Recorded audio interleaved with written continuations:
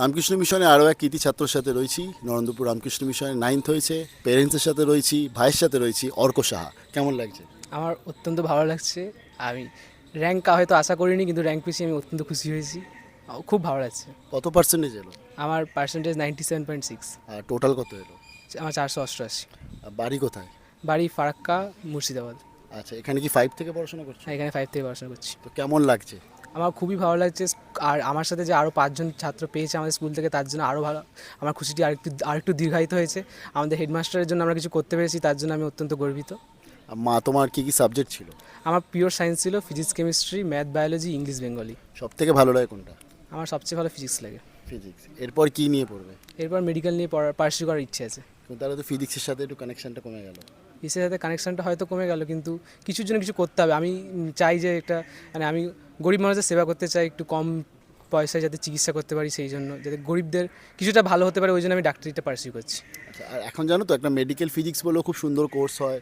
তো তার ফলে মেডিকেল নিয়ে পড়ার পরেও কিন্তু ফিজিক্সের স্কোপ আছে। তার ফলে হ্যাঁ, হায়ার স্টাডিজ যখন করবে। অবশ্যই সেটা চেষ্টা করবো দেখা। আমি এখন অতটা হয়তো জানি না, আমি চেষ্টা করবো সার্চ করার, তাহলে হলে তো খুবই ভালো হয় আমার জন্য।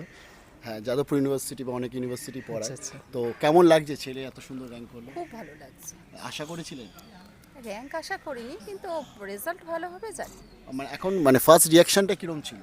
খুব ভালো লাগছে। খুব ভালো। খুব ভালো আচ্ছা, লাগছে। শুনতে পেরেছিলে কি তুমি রেজাল্ট? এখানে আমার মাধ্যমিকে যখন এসেছিলাম আমি, সবাই অ্যাকচুয়ালি একসাথে দেখে সবাই দেখছিল রেজাল্টটা, তো সেরকমভাবে শুনতে পাইনি। তারপর বন্ধুরা বলছে তুই ফার্স্ট হয়েছিস, তুই সেকেন্ড হয়েছিস। আমিও শুনতে আমিও পাইনি, শুনতে শুনতে পাইনি। সেই আমাকে একজন নীল আছে ওর বন্ধু, নীলের মা আমাকে ফোন করেছিল। আচ্ছা, নীলের মা ফোন করে বলছে অর্ক 9th হয়েছে। তারপরে আমি জানতে পারলাম যে যাক। তারপরে একবার কি রিভিউতে মানে একবার কি ব্যাকে গিয়ে দেখেছে নামটা যখন বলছে, না দেখা হয়নি? হ্যাঁ, ব্যাকে গিয়ে দেখেছি। দেখেছে। দেখেছি। তখন কেমন লাগলো? খুব ভালো লেগেছে। আচ্ছা, এই এতটা ভালো যে রেজাল্ট হলো, তো কৃতিত্ব কাকে দিতে চাও? কৃতিত্ব সর্বপ্রথম মা বাবাকে দেবো। মা বাবা অবশ্যই সবার আগে এই আসন গ্রহণ করেন। তারপর প্রধান শিক্ষক মহাশয়, আমাদের সকল শিক্ষক মহাশয়, ভবন শিক্ষক মহাশয়, যারা এই 5 থেকে আমাকে এতদিন অবধি আমাকে এতটা সাপোর্ট করে গেছে, আমাকে এতটা হেল্প করেছে।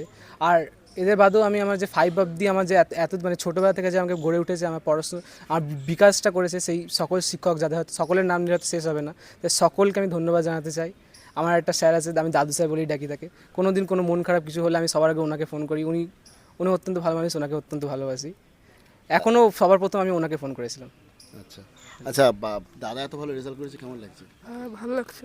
ভালো লাগছে। তুমি কোন ক্লাসে পড়ছো? 6। 6 করছো। কিছু অনুপ্রেরণা পাচ্ছ, ইন্সপিরেশন পাচ্ছ দাদার থেকে? হ্যাঁ, পাচ্ছি। ভালো পড়াশোনা করতে হবে।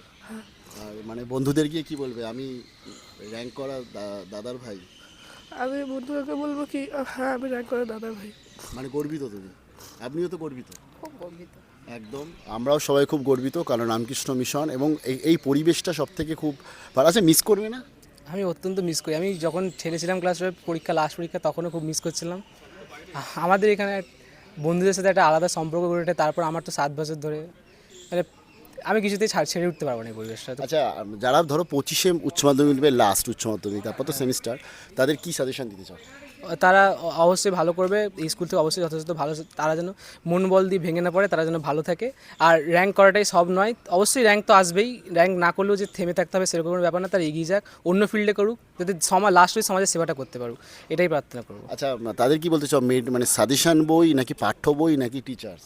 আমাদের শিক্ষকরাই অল ইন অল, আমাদের সব শিখিয়ে দেয়। তারা যেরকম বলছে সেরকম পথে চললেই তো অবশ্যই অনেক ভালো রেজাল্ট হবে।